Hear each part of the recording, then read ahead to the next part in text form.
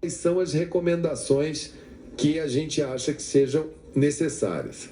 E aí vem a questão da quarentena. Como é que isso funciona?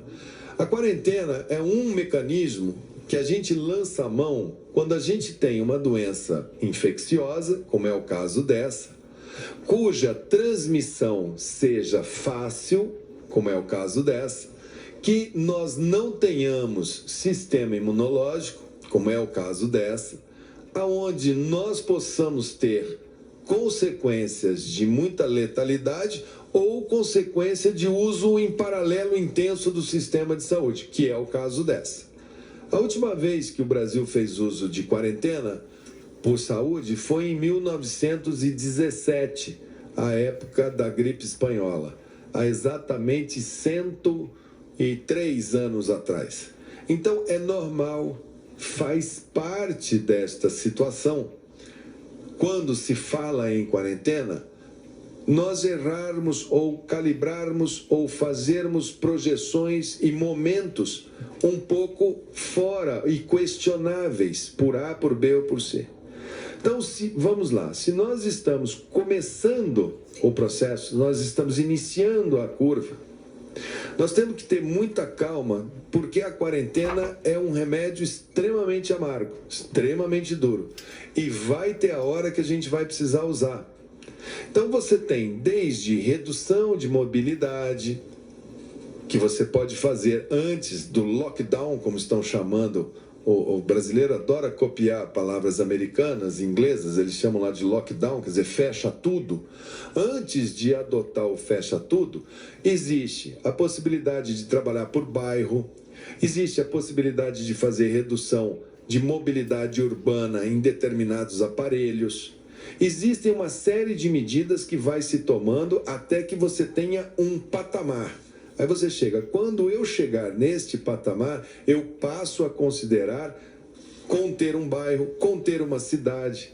Nós saímos praticamente do início dos números para praticamente um efeito cascata de decretação de lockdowns em todo o território nacional em paralelo, como se nós estivéssemos todos em franca epidemia.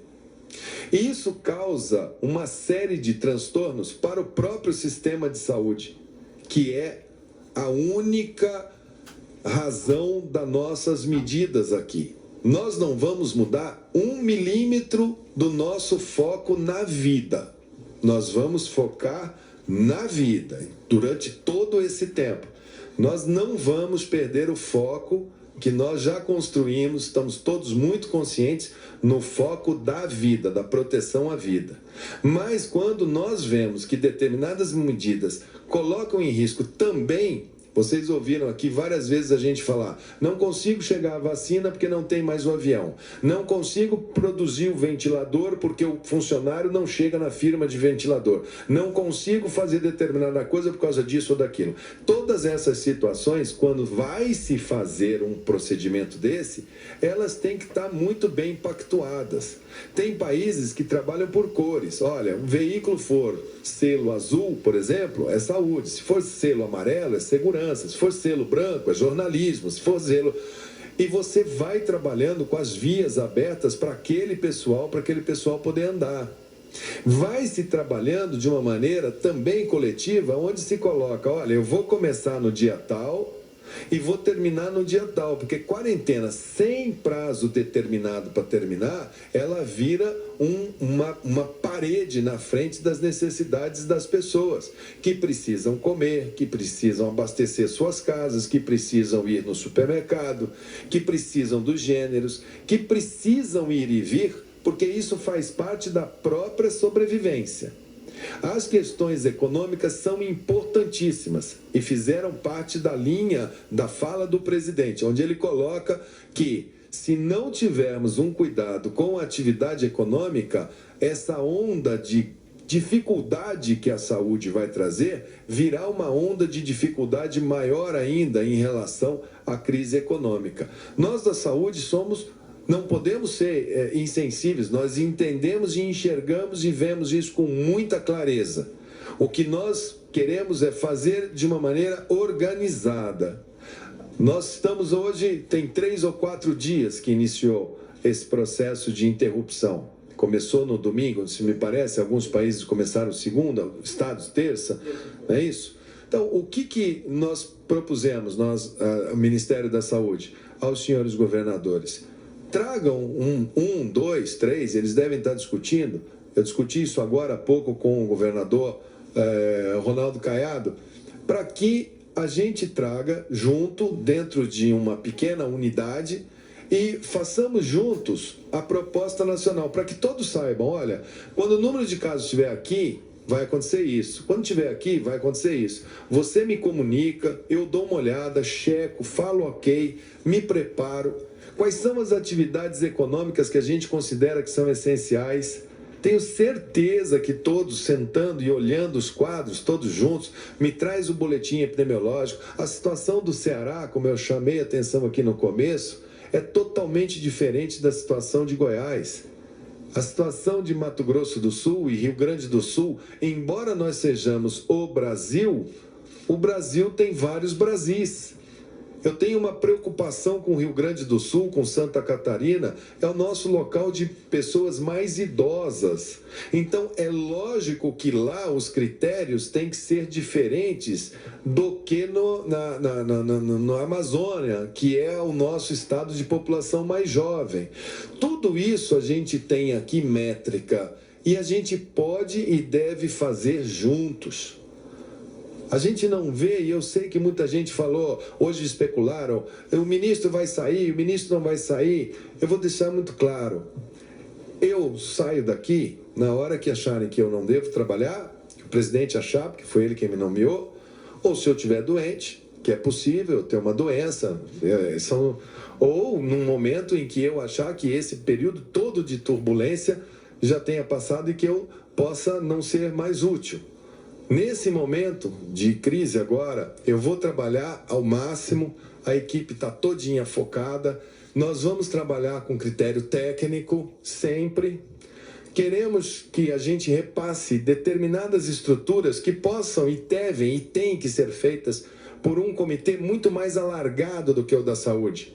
Tenho certeza que esse comitê vai achar boas soluções para a economia em tempos de problemas de saúde, vai achar boas soluções para a logística, boas soluções para a cultura, boas soluções para uma série de atividades que são essenciais na vida da gente. Não tem como a gente chegar e falar assim, um chaveiro não é essencial.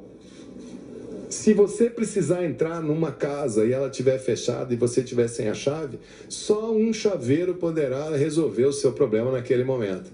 Então, a essencialidade das medidas, a capacidade desse país respirar, porque a saúde só pode funcionar quando gera riqueza. Eu sou de um estado agrícola, nós temos uma safra para colher, uma safra daqui a pouco para plantar, e sem alimento, não adianta a gente fazer luta, porque quem está segurando a economia desse país é o agro. Então a gente precisa também pensar em tudo isso, e eu vejo nesse sentido a grande colaboração da fala do presidente. Chamar a atenção de todos que é preciso pensar na economia. A maneira como nós vamos fazer isso será juntos. Nós vamos construir juntos. Não só a equipe dos governadores, como os representantes, provavelmente, de um prefeito, mas, enfim, nós vamos fazer juntos com os inúmeros ministros de Estado que participam dessa força-tarefa que acomete a todos. Todos. Não há um ministério que não tenha as suas peculiaridades. Tenho total informação aqui sobre, por exemplo, segurança, necessidade de EPIs também para aqueles que zelam pela segurança. Conheço toda a situação ligada aos demais ministérios, sei o quanto que eles são afetados por isso. A saúde não é uma ilha, nós não vamos nos tratar isoladamente, não existe só coronavírus. Nós temos um sistema de saúde que tem que trabalhar. Eu tenho recebido médico fechando consultório de ginecologia, consultório de pediatria, clínicas de ultrassonografia, laboratórios de análises clínicas. A vida continua, outras doenças acontecem, as pessoas têm que ser atendidas. as pessoas têm dor de dente, as pessoas têm necessidades, as pessoas estão em tratamento. As coisas continuam, os arquitetos têm que trabalhar, têm que projetar. Nós entendemos tudo isso. Então, o Ministério da Saúde vai procurar agora, com essas equipes dos governos, que foram muito assimétricas, tomaram medidas assimétricas, talvez pela aquela necessidade de, naquele momento, naquele clima, da maneira como estava o comportamento da nossa população. Enquanto o Ministério da Saúde passou aqui o mês de janeiro, de fevereiro, de março, recomendando, orientando, pedindo para as pessoas parece que a ficha não caía. Estava todo mundo numa praia, estava todo mundo andando para lá e para cá, todo mundo em bar, todo mundo bebendo, todo mundo achando graça, fazendo piada. E não é o momento de fazer piada, embora a gente seja muito bem-humorado no Brasil, o momento agora é da gente olhar, reconhecer, ter calma, todo mundo sentar na mesa, não tem partido político, não tem A, B, C ou D, tem nós, povo brasileiro, nós vamos ser profundamente, cada vez mais focados no trabalho que a gente tem que fazer. Não tem ninguém nessa equipe aqui que não saiba o tamanho do problema, a gravidade do problema, as ações que a gente tem que tomar, como informar a população. Já falamos que teremos dias difíceis, semanas duras, vamos ter agora a nossa subida de casos, temos a maior metrópole da América Latina, São Paulo, sabemos das nossas dificuldades hospitalares, sabemos que no final essa contaminação por esse vírus vai chegar num ponto de equilíbrio e vai passar. Sabemos que isso deve ter acontecido na China num número astronômico de casos, astronômico, que por algum motivo ficou embaixo do tapete, e é isso que fez com que todo mundo ficasse aguardando, porque passou-se a percepção de que eram poucos casos. É isso que leva a Índia ontem a fazer uma quarentena de 1 bilhão e 300 milhões de pessoas. É isso que leva a Inglaterra a parar a Inglaterra. É isso que leva a Espanha a estar com a dificuldade, com o sistema colapsado, que é aquilo que vocês têm visto. Pessoas em ringue de patinação servindo de câmara fria. É isso que leva Nova York. A prefeitura está extremamente preocupada com a capacidade do sistema de saúde de Nova York não aguentar, e é isso que vai trazer para nós, e não será culpa de A, de B ou de C, será a nossa história. E talvez ao término dessa história a gente saia maior para poder dialogar e ver que não dá mais para a gente não ter saneamento, não dá mais para a gente ter favela, habitação inadequada e achar que aquilo é uma cultural, que aquilo é uma comunidade cultural. Não é, aquilo são pessoas. Não dá para a gente ter o sistema de transporte hiperlotado que a gente tem e achar que aquilo é cultural, que aquilo é assim mesmo, que é o jeitinho brasileiro. A gente vai ter que sair disso sem vencedor, sem perdedor. Sem ataque, sem apontar dedo para A, para B ou para C. A gente vai ter que sair disso e depois de enfrentar essa situação, aí um grande debate para saber como evitar, como se preparar, como conduzir melhor os destinos desse país. Acho que no momento a gente pode assegurar que a gente está dentro do que a gente pensou que ia acontecer nesses primeiros 30 dias. A gente está controlando ao máximo para ter bom uso desses equipamentos, para que a gente possa tê-los na hora e no momento que a gente precisar. Não adianta as pessoas me pedirem, me mande máscaras aqui para uma cidade que não tem nenhum caso. Calma, calma. Agora nós vamos fazer na ótica de distribuição racional. Nós vamos atravessar isso com ciência numa mão. Está aqui no Denizar, todo o setor dele, informação sobre esta epidemia, está aqui o Wanderson com todos os números dele, e capacidade de fazer abastecimento e atendimento, que está aqui o Gabardo com toda a experiência dele. Esses vão ser os 3 eixos: ciência, atenção, monitoramento e operacional. E vamos atravessar isso, sim, todos juntos, vamos fazer um bom trabalho, o máximo que nós pudermos fazer. As pessoas me perguntam, chá é bom? Minha avó falou para mim que é. Vocês vão me ver tomando chá, eu estou tomando xícara de chá direto. Falaram para mim que é bom, mal não faz. Canja de galinha é bom? Minha mãe falou para mim que é bom. Todo dia eu tomo uma canja. Vocês acham que eu ando de pé descalço e vou abrir a geladeira? Jamais. Eu calço uma meia. Eu não pego golpe de ar. Eu ponho um casaquinho para ficar quietinho. Nós estamos assim, eu não bebo gelado. Porque isso é o que a gente sabe que funciona, porque é o que a gente aprendeu com os nossos pais numa época que tinha gripe e não existia remédio. No mais, oração é bom? Me perguntaram outro dia se as igrejas devem estar abertas, devem estar fechadas, que fiquem abertas. Só não se aglomerem, mas rezem, orem. Fé é um elemento de melhora da alma, do espírito. Os pastores, padres, preguem pela televisão, preguem pela internet, as pessoas precisam. Façam suporte telefônico. Farmácia popular. Outro dia estavam me falando, Denizar, que a pessoa tem que ir lá para trocar a receita, não é isso? Como é que é a história? Aquilo é inadmissível, porque farmácia popular, a pessoa tem que trocar a receita para poder ter um medicamento, não é isso? Não, isso já mudou, ministro. Já mudou. Nós ampliamos o prazo. A dispensação de medicamentos hoje é feita ao invés de 30 dias, 90 dias, o paciente recebe o quantitativo para 90 dias. Isso. E ampliamos o prazo de validade da receita exatamente para dar mais comodidade aos pacientes e evitar a necessidade Isso para os idosos, isso é uma segurança, a gente explica para eles, porque eles falam assim, eu preciso sair daqui porque eu tenho que ir lá no meu médico para trocar a receita, que senão eu vou ficar sem meu remédio.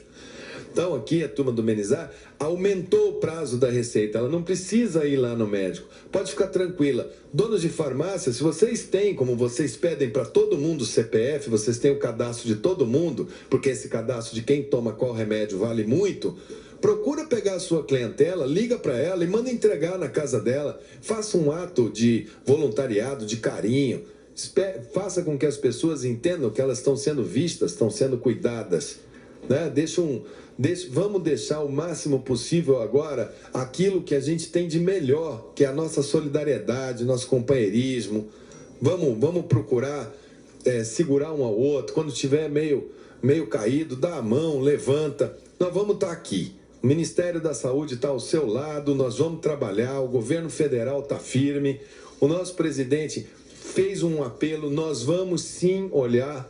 Tem duas maneiras de se fazer eventuais quarentenas, tem essa que é horizontal, tem uma que é a chamada vertical, que é quando você chega e fala assim, olha, o risco do pessoal de 49 anos para baixo é tão baixo que se eles tiverem um bom comportamento social, você pode soltar. Isso tudo vai vir aqui, está estudando, tem um bando de gente estudando, tem salas de situação, tem epidemiologistas daqui, de fora. Nós não vamos fazer nada que a gente não tenha confiança que a gente pode sugerir. Acho que o momento é um momento para a gente se unir, um momento para a gente andar, está tudo bem. Os governadores rapidamente vão reposicionar. A gente tem que melhorar esse negócio de quarentena, ficou muito desarrumado, não ficou bom, foi precipitado, foi cedo, foi uma sensação de entramos e agora como é que saímos. Então as pessoas têm que saber, olha, se vamos fazer um sacrifício de uma semana agora, vamos. Se daqui a 2, 3 semanas chegarmos nesse patamar, talvez tenhamos que parar por mais tanto. E assim a gente vai junto, dançar essa sanfona de para um pouquinho, pode andar, para ver se a gente sai disso o mais rápido possível. E sempre lá nas minhas orações, esperando uma vacina, esperando um medicamento, esperando que o sol tropical, eu fico cuidando muito os casos de Cuiabá, porque eu falo, se esse vírus não gostar de sol, lá em Cuiabá não vai ter caso. Como o Mato Grosso demorou um tempão, eu fiquei achando que era o calor de Cuiabá, a minha eterna capital, quase que eu fui lá para Cuiabá para ficar lá com meus amigos cuiabanos. Mas infelizmente o calor de Cuiabá, ele ainda está ali, e o vírus também está ali, já teve casos confirmados em Cuiabá.